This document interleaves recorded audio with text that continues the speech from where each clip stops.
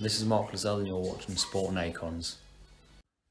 So when Anthony Joshua lost to Andy Ruiz Jr., a lot of people's go-to was, well, maybe now it's time he left Rob McCracken, his head coach. But he didn't leave Rob McCracken. In fact, he stayed very loyal to Rob McCracken. But of course, he brought in additional people such as Angel Fernandez. In the rematch of Andy Ruiz Jr., he put on a masterful boxing display. Nobody then was saying maybe it's time he got rid of Rob McCracken. And again, some people in the comments already, because I said masterful display, will say, no, he didn't, he ran away.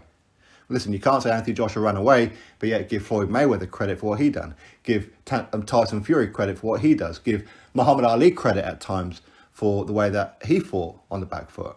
Okay, you have to hold the same kind of energy, okay? Anyway, when he fought Kubrat Pulev, he was showing boxing and aggression. Nobody was saying get rid of Rob McCracken. Now he's lost to Alexander Usyk. A lot of people, and I mean a lot of people, are saying maybe it's time he left Rob McCracken. Now, when it comes to boxing, of course, it is a sweet science, and of course we hear about it all the time, and it's a lot more complicated than people may actually realize, unless you actually do it yourself. And of course, these guys and girls, they do things that average people like myself and many of you couldn't do, okay?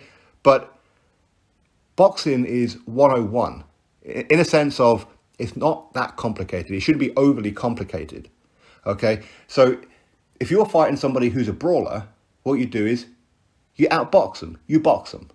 That's how you beat a brawler. When you're fighting a pure boxer, you brawl them, you maul them, you fight dirty, you stick it on them, you go to the body, you make it very uncomfortable for them, okay? It's rule 101, but of course, with every rule, there are exceptions to each and every one of them. But at the same time, when it comes to Anthony Joshua and Alexander Usyk yesterday, Alexander Usyk, he's been boxing since he was 8 years old. And he's been perfecting his craft over a long period of time. He's now 34 years old. You do the math. And he's been perfecting it all the time, getting better at it all the time. When you're Anthony Joshua and you've got the attributes that you have, where you're big, you're strong, you've got a better reach, and you are a lot heavier handed than Alexander Usyk, you use those attributes. What you don't do is throw those attributes away and play Alexander Usyk at his own game. You're not going to outbox Alexander Usyk. The only heavyweight out there that could possibly outbox Alexander Usyk is maybe a Tyson Fury. Maybe even a Hughie Fury could possibly do it.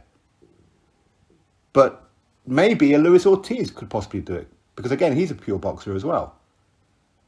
But to outbox Alexander Usyk, you have to be pretty exceptional. And yes, of course, with boxing, it is like chess, okay? And I'm not going to be talking about the whole chess and checkers thing. And it actually irritates me when people talk about that. But the fact is, you don't try and outbox somebody who you can't outbox. And there's no shame in admitting to yourself you can't outbox that person. So Anthony Joshua, he had to play the dangerous game. That's the game that he should have been playing. And I think most people would agree with that, where you put it on him. Look at the success. The blueprint for beating Alexander Usyk is there. We've seen it. Marius Bradis, the way he just marched forward at Alexander Usyk. The way Derek Chisora was doing it. The way Tony Bellew was doing it in the early parts of their fight. The rounds that Anthony Joshua was winning were the rounds where he was being aggressive, where he was coming forward, throwing the right hand. That's the blueprint of how to beat Alexander Usyk, as skillful as he is. His ring IQ is on another level. And Alexander Usyk is a once-in-a-generational kind of fighter. Okay, so again, let's not take any kind of credit away from what Alexander Usyk done. Let's give him massive credit. And there's no shame in losing to Alexander Usyk. And I do hear a lot of people saying how Anthony Joshua was exposed. If that's what you're saying, you don't watch enough boxing. You don't. Losing to Alexander Usyk is no shame. No shame whatsoever. Okay, but back onto the point. So if I was Anthony Joshua, if I was advising Anthony Joshua, not that of course he's going to listen to this video, or even if he does take my kind of advice, listen, I'm just a YouTube numpty. But what I would say to Anthony Joshua is, if you're not going to be rematching Usyk until January, February of next year, then you've got enough time right now to, firstly, for the next 2 or 3 weeks, just go on holiday. Go enjoy yourself. Spend time with your friends and family. Don't think about boxing. Don't think about this fight. Just relax. Have a holiday. Have a nice time with your family. Okay? Come back and then spend the next few weeks, gym hopping, 2 or 3 days at each gym, just gym hop, nitpick ideas from different trainers. Maybe along the way, you could find a trainer and think, you know what, I need this person in my training camp. You know what, I need to move myself to their particular gym. He needs to live the club-a-lang lifestyle, okay, where maybe the EIS isn't necessarily the right place to be. Because again, you can look at, say, Rob McCracken. Rob McCracken, his first job is he's an amateur coach. He's training young fighters for 3 rounds. That's what he does, okay, with the Olympic Games, with the World Championships, with the European Championships and whatever else. And he's an absolute genius at doing what he does. Of course, he's had excellent success with Anthony Joshua as a pro. He's had excellent success with Carl Froch as a pro as well. But again, Rob McCracken come unstuck when he was with Carl Froch, and Carl Froch got schooled by a pure boxer in Andre Ward. Same thing happened with Anthony Joshua when he come up against a pure boxer like Alexander Usyk.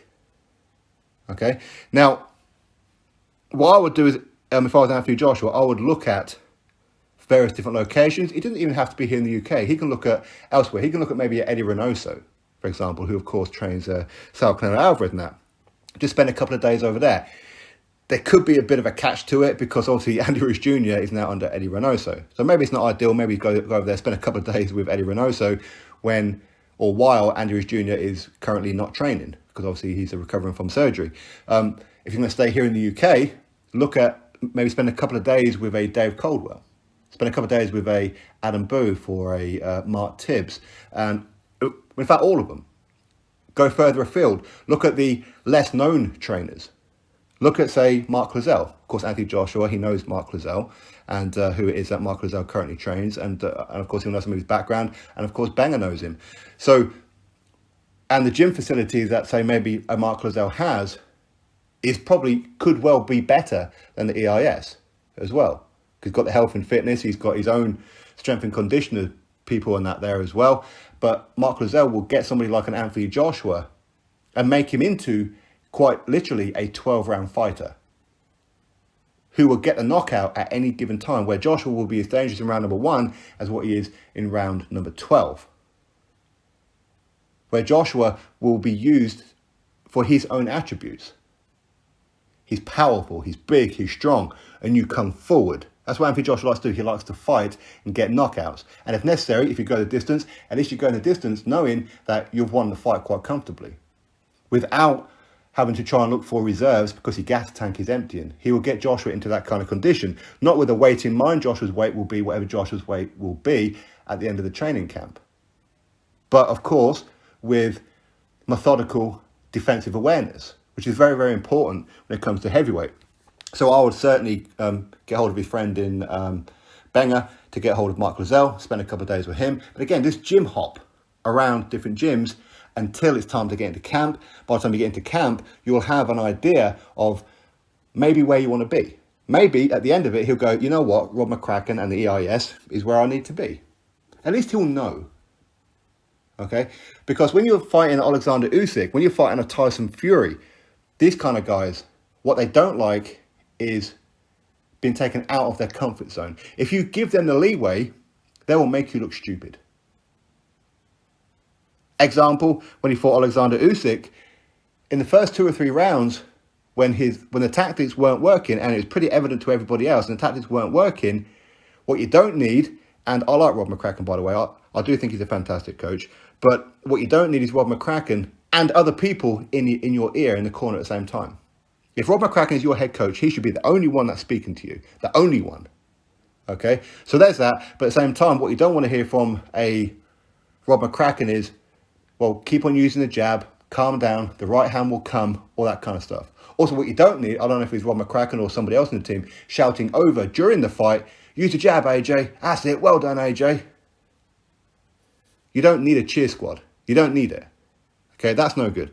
But when you're fighting Alexander Usyk, as I said before, the blueprint's there. Joshua has all the tools. There's a risk. Of course, he could empty the tank in the first couple of rounds and he hasn't got rid of Usyk. Then what happens? He's fighting on empty for the remainder of the fight and could well be stopped himself. In fact, probably will be. Which is why I mentioned somebody like a Mark Lozelle, who would ensure that kind of situation doesn't happen.